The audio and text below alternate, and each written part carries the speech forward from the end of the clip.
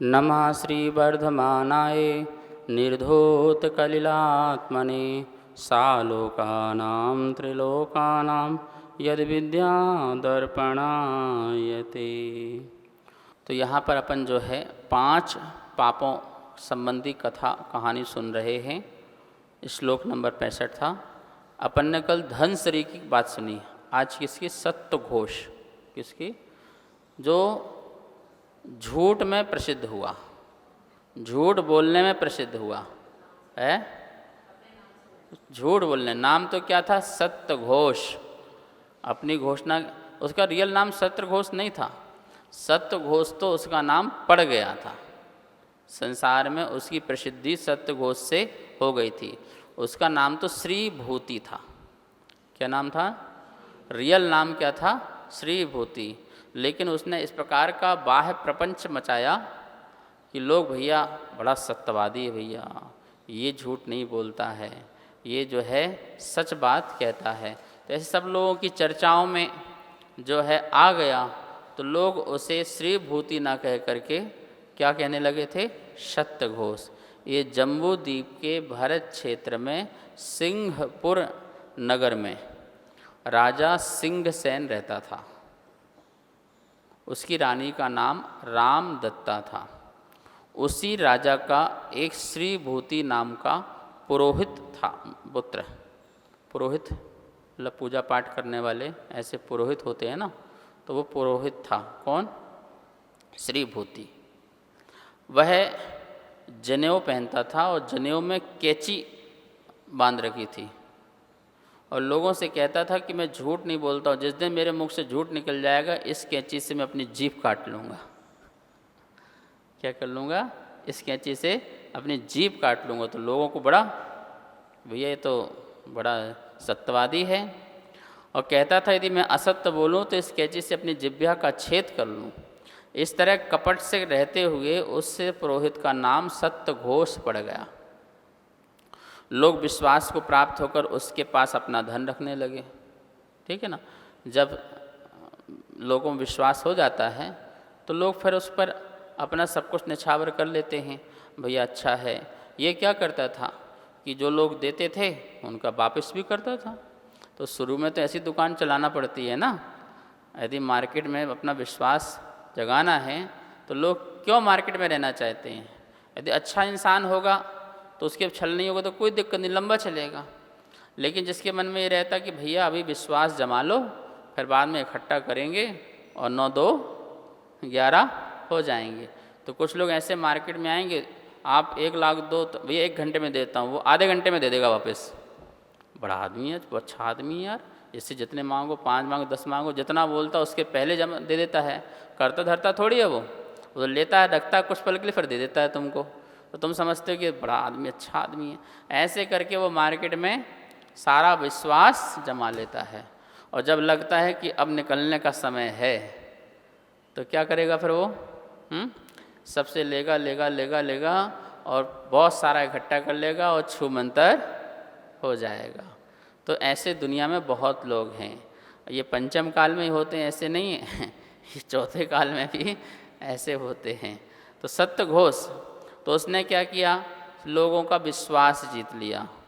तो लोग विश्वास करके उसके पास अपनी ज़मीन, अपनी जायदाद, अपना धन ऐसे रखते थे, रख दिया और चले गए। पहले के समय क्या होता था कि कोई व्यापार करने जा रहा है, कुछ करने जा रहा है, तो जो भी अपनी अनमोल चीज़ होती थी वो ऐसे व्यक्ति के पास रख देते थे कि जब हम वापस आएँ तो वो हमें मिल जाए। पहले व्यापार के लिए सेठ लोग, बड़े बड़े लोग जो हैं बाहर जाते थे, बड़े बड़े द्वीप, महाद्वीपों में जाते थे, रत्नों के द्वीप में जाते थे। ठीक है ना? तो वहाँ पर जा कर के 1 साल, 2 साल, 5 साल, 12 साल ऐसे रह कर के कमा कर के फिर आते हैं। जैसे वर्तमान में भी अभी क्या करते हैं, जॉब लग गई तो बाहर गए, 2, 5, 10 साल रहे, कमाया बढ़िया अच्छे से और फिर वापस आते हैं। तो यही व्यवस्था उस समय भी थी कि समुद्र में समुद्र के माध्यम से, बड़े बड़े जहाज़ों के माध्यम से, ठीक है ना, वो उस पार जाते थे और वहाँ की अनमोल वस्तुओं को लेके आते थे और यहाँ पर अपना बढ़िया व्यापार करते थे। तो वो जाते समय अब घर में सब छोड़ जाएंगे तो क्या होगा? कोई भी चोरी चपाटी कर ले। तो जो विश्वासपात ऐसे होते थे, साहूकार, जमींदार आदि, तो उनके पास अपना सामान रख जाते थे। तो वह लोगों का धन ग्रहण करता था, अपने पास रखता था, बाकी समय ग्रहण करता था और दे भी देता था। लोग जो हैं विश्वास करने लगे, लोग विश्वास को प्राप्त होकर के उसके पास अपना धन रखने लगे। वह उस धन में से कुछ तो रखने वालों को दे देता था और बाकी समय स्वयं उसे ग्रहण कर लेता था। लोग रोने से डरते थे और कोई रोता भी था तो राजा उसको सुनता भी नहीं था कि सत्यघोष ऐसा, मतलब कि रख लिया, थोड़ा दे दिया, थोड़ा रख लिया, पूरा नहीं दिया। पर राजा बोलता था नहीं सत्यघोष ऐसा काम। तदनंतर एक समय पद्मखंड नगर से एक समुद्रदत्त नाम का सेठ आया। दूसरे नगर से, खंड से एक सेठ आया समुद्रदत्त। वह वहाँ सत्यघोष के पास अपने 5 बहुमूल्य रत्न रखकर धन उपार्जित करने के लिए दूसरे पार चला गया, समुद्र पार चला गया।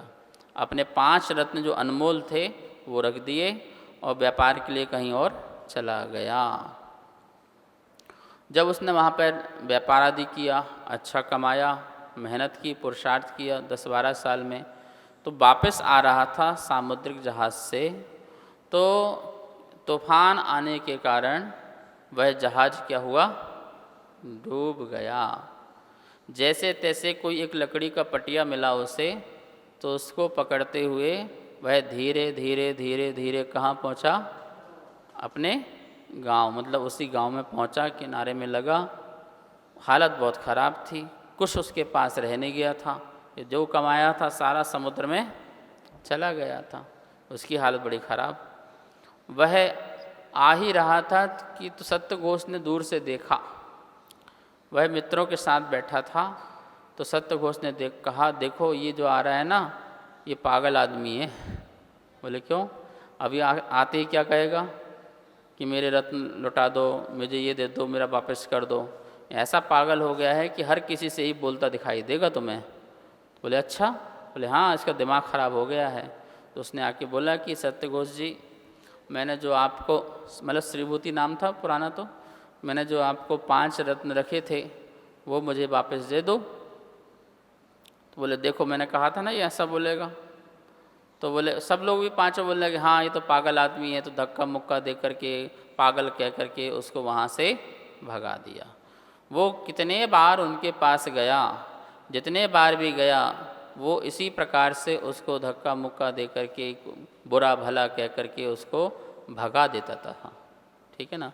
बड़ा परेशान था, दुखी था वो। इस चक्कर में इसके पास यहाँ भी कुछ नहीं रह गया, तो वो हमेशा गली मोहल्ले में घूम घूम करके ही बोलता था सत्यघोष ने मेरे रत्न चुरा लिए, मुझे अपहरण कर लिया, ऐसा बोलता रहता था। ठीक है ना? 1 महीना, 2 महीना, 3 महीना, 4 महीना, और वो ऐसा बोलता था। राजमहल के पास भी एक इमली का पेड़ था, उसमें चढ़ जाता था रात को, उसी में बैठा रहता था और ये बोलता रहता था पागलों की तरह। ये पगला जाते हैं लोग। ठीक है ना? जब व्यक्ति पर कुछ चला जाता है ना, जिसको तत्व का ज्ञान नहीं होता, उनको ऐसे पर हालत हो जाती है कि वो सोचते हैं कि धन संपत्ति सब कुछ है, आदमी पुरुषार्थ से पुनः वहाँ बैठ सकता है, उठ सकता है, लेकिन वो उसी में पागल हो जाते हैं कि धन भी एक प्राण बन जाता है लोगों का। तो वो दिन रात 24 घंटे, रानी कहती थी राजमहल में सिंहसेन राजा से कि देखो ये क्या है, ये रोज़ कहता है, तो इंसान इतना पागल तो नहीं होगा, 1 दिन कहे, 2 दिन कहे, 4 दिन कहे। हम 6 महीने से सुन रहे हैं और एक ही बात ये कह रहा है कि सत्यघोष ने मेरे धन चुरा लिए, अपहरण कर लिया, तो कुछ करो। तो राजा ने कहा कि रानी एक काम करो, तुम ही, रानी का नाम क्या था, रामदत्ता, सिंहसेन की रानी का नाम रामदत्ता, तुम कुछ करो। तो बोले ठीक है मैं कुछ करती हूँ। तो उस रानी ने सोचा कि क्या करूं, तो उसको सत्यघोष को बुलाया। सत्यघोष से बुलाया कि अरे पुरोहित जी, बहुत दिनों बाद आए हो और रास्ता भूल गए हो क्या? आते जाते रहा करो। चलो आए हो तो थोड़ा सा मनोरंजन कर लेते हैं। क्या खेल लेते हैं? थोड़ा सा शतरंज खेल लेते हैं। वो गोटी होती थी ना फेंकने वाली। तो बोले ठीक है। तो बोले कि वो अक्ष कीड़ा कहते उसे, उसे क्या कहते हैं? अक्ष कीड़ा। वो शतरंज का खेल जो होता है वो 64 वाला सॉरी शतरंज नहीं, चौपर वाला वो अक्ष कीड़ा। तो उस खेल को खेलते हैं, मतलब एक प्रकार का जुआ, एक प्रकार का क्या है वो भी जुआ वाला खेल है। तो बोले चलो, तो वो इस प्रकार से खेलते रहे। इसी बीच में रानी ने दासी से कहा कि जाओ किसके पास? सत्यघोष की पत्नी के पास, और उससे जाके कहो कि सत्यघोष ने वो जो 5 रत्न रखे थे समुद्र के वो मंगाए हैं। तो वो गए, तो वहाँ पर सत्यघोष ने कह दिया था कोई कुछ भी कहे तुम कुछ देना मैना बिल्कुल भी नहीं। तो वो पहुँचेगी कि सत्यघोष ने पहुँचाया है। बोले नहीं, यहाँ कोई रत्न मत नहीं है, ठीक है ना, यहाँ कोई रत्न नहीं है, मैं नहीं दे सकती हूँ, तुम यहाँ से जाओ। तो वो आए तो रानी के कान में बोला कि उसने तो मना कर दिया। बोले कोई बात नहीं। तो यहाँ पर रानी बड़ी होशियार थी अक्ष कीड़ा में, तो उसकी अंगूठी जीत ली। क्या जीत ली? अंगूठी जीत ली। तो वो अंगूठी दासी को देती है कि बोल जाओ इसको दिखाना और ले आना। तो वो गई और उस अंगूठी को दिखाया कि देखो ये सत्यघोष ने अंगूठी पहुंचाई है, कि दिखा करके वो 5 रत्न जो थे ना सत्यघोष के, उसके समुद्रदत्त के, आप वो दे दो। तो उसने फिर भी नहीं दिया। बोले नहीं नहीं, है ही नहीं है, रत्न ही नहीं है, क्या बात कर रहे हो, जाओ तुम यहाँ से। तो उसको फिर भगा दिया। तो रानी के कान में जाके फिर बोलती है कि वो तो नहीं दे रही है। बोले कोई बात नहीं। तो फिर वो चलता रहा, ठीक है। और उसमें अब क्या जीत लिया उसने? सत्यघोष का जनेऊ, जिसमें क्या लटकी हुई थी? कैंची लटकी हुई थी, ठीक है ना। उस जनेऊ को उसने जीत लिया और वो उसको धीरे से दे दिया। बोले अब ये दिखाओ और ले आओ। तो बस वो गई लेकर के। अब तो उसने जैसे ही देखा तो बोले देखो अब भी नहीं दोगे क्या? सत्यघोष ने अब ये भेजा है कि अब कैंची और जनेऊ। बोले हो ये तो मेरे पति का ही है। वो तो बोलते ठीक है मैं देती हूँ। और उसने वो 5 रत्न जो थे दे दिए, ठीक है, रानी के पास। सत्यघोष जी चले गए, ठीक है। यहाँ पर रानी के पास 5 रत्न वो आ चुके थे। राजा को बताया, सिंहसेन राजा को, कि ये 5 रत्न हैं, सागर दत्त को दे दिए जाएं। तो बोले नहीं नहीं, मैं इसकी भी परीक्षा करूँगा। ये सागर दत्त के हैं तो हम जानेंगे कि उसके भी हैं कि नहीं हैं, कि वो भी ऐसे तो नहीं कह रहा, वरना हम यहाँ पर सत्यघोष को सज़ा दे दें और वो गलत हो जाए, न्याय नहीं होगा। तो उसने और रत्न मंगाए वैसी, और उस रत्नों में वो 5 रत्न क्या कर दिए? मिला दिए। अब उसको बुलाया, किसको? समुद्रदत्त को बुलाया और बुला करके कि देखो भैया तुम्हारे जो रत्न थे ना सत्यघोष के पास, तो इसमें डले हुए हैं, तुम इसमें खोज लो। जब उसको खोजा तो उसने वही 5 रत्न के हैं अपने निकाल लिए। राजा ने बोला हाँ ये जो था बिल्कुल सही कह रहा था, सत्यघोष ने इसके साथ छल किया है, इसके साथ कपट किया है, लोगों के विश्वास घात किया लोगों के साथ। लोगों ने कितना विश्वास करते हैं, और ये तो एक सामने व्यक्ति आया है, ऐसे कितनों के साथ इसने छल कपट किया होगा, कितनों को दुख और कष्ट मिला होगा। सत्यघोष को बुलाया गया और सारा का दूध पानी का पानी करवाया गया, और उसने स्वीकार किया कि हाँ ये मुझसे हुआ है। तो उसको सज़ा दी गई, तुमने ऐसा काम किया गया है इसलिए तुमको सज़ा होगी। तुम्हारे पास 3 ऑप्शन हैं। कितने ऑप्शन हैं? 3 ऑप्शन हैं। 3 ऑप्शन में से कौन सा ऑप्शन चुनना चाहते हो सज़ा में चुन लेना, ठीक है ना। तुम पुरोहित हो इसलिए हम तुम्हें ऑप्शन दे रहे हैं, वैसे देते नहीं हैं, वैसे तो मृत्यु घाट ही उतार देते थे, आपने ऐसा काम किया है। लेकिन 3 ऑप्शन हैं। बोले क्या 3 ऑप्शन हैं?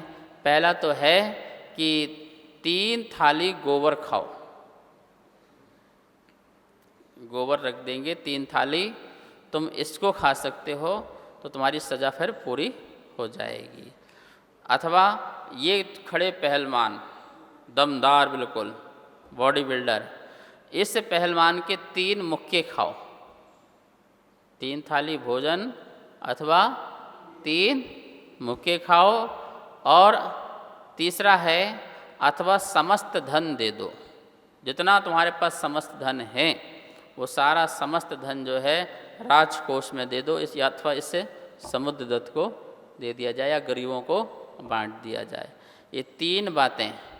देखो लोभी व्यक्ति अभी भी चाहता तो सारा धन देकर अपनी जान बचाता ना, लेकिन नहीं, उसने बोला यार ये मुक्के तो खा नहीं पाऊंगा और सारा धन तो दे नहीं पाऊंगा, इसलिए क्या पहला ऑप्शन चुन लेता हूँ। तो पहला ऑप्शन क्या चुना उसने? गोबर खाने का। अरे तो आदमी गोबर कितना खाएगा, हैं? उल्टी मुल्टी हो जाएगी। थोड़ा बहुत खाया, उल्टी होने लगी और वो नहीं खा पाया, तो उसने बोल दिया कि नहीं नहीं नहीं, मैं ये नहीं कर पाऊँगा। तो बोले 3 मुक्के, बोले हाँ धन तो दूंगा नहीं, 3 मुक्के ही क्या करता हूँ, खा लेता हूँ। और पहलवान का तो एक ही मुक्का पड़ा तो चारों कोने चित्त हो गए। सत्यघोष जी का मरण हो गया, दंड मिला, मृत्यु दंड हो गई, मतलब कि मर गया। तो धन भी गया अब और सम्मान भी गया, यश भी गया, कीर्ति सब कुछ चला गया। कौन? एक झूठ बोलने से। ठीक है ना, झूठ छोटा नहीं था, झूठ बहुत बड़ा था, क्योंकि दूसरे व्यक्ति के प्राण अटके हुए थे उसमें। तो तुमने झूठ बोल करके उसके प्राण ही ले लिए थे, समझ लो, उसका जीवन बर्बाद कर दिया। छोटे मोटे झूठ सत्यानुव्रत बोल सकता है, लेकिन ऐसा बड़ा झूठ नहीं बोलेगा जिससे बड़ा संकट पैदा किसी व्यक्ति के जीवन में आ जाए। ऐसा बड़ा झूठ असत्य नहीं बोल सकता है। और उसने ऐसा ही असत्य बोला था कि समुद्रदत्त के जीवन में महासंकट आ गया था, महासंकट आ गया था और पागल हो गए थे वो। 6 महीने तक पागलों की तरह वो भटक रहा था, घूम रहा था। तो इस प्रकार की इस कहानी से हमें शिक्षा मिलती है, हमें कभी भी ऐसे बड़े झूठ नहीं बोलना है जिससे किसी के जीवन का घात हो जाए, उसे कष्ट मिले, इसे पीड़ा मिले। इस प्रकार यहाँ पर सत्यानुव्रत का पालन ना करने से, अर्थात असत्य बोलने से जैसा सत्यघोष को सज़ा मिली है, ऐसे ही हमारे जीवन में भी यदि हम इस प्रकार से करते हैं तो बहुत बड़ी सज़ा मिलती है, दुर्गति मिलती है, दुख मिलता है, कष्ट मिलता है। इसलिए जैन धर्म में कहा गया है कि झूठ नहीं बोलना चाहिए। आपका जीवन भी स्वस्थ रहेगा, परिवार का भी, समाज का भी, हर व्यक्ति का जीवन स्वस्थ रहेगा यदि आप सत्य बोलते हैं। सत्य में परमात्मा है, सत्य में ईश्वर है, सत्य में शांति है, सत्य में सुख है। इसलिए हमेशा सत्य ही बोलना चाहिए। समय हो चुका है, आइए माँ जनवाणी की स्तुति करते हैं। जावाणी के ज्ञान से सूझे लोकालो, सो वाणी मस्तक धरूं सदा देत हूँ धो। हे जनवाणी भारती तो हे जपों दिन रे, जो तेरी सरना धरे सो पावे सुख चैन। सबको बहुत बहुत मंगल आशीर्वाद।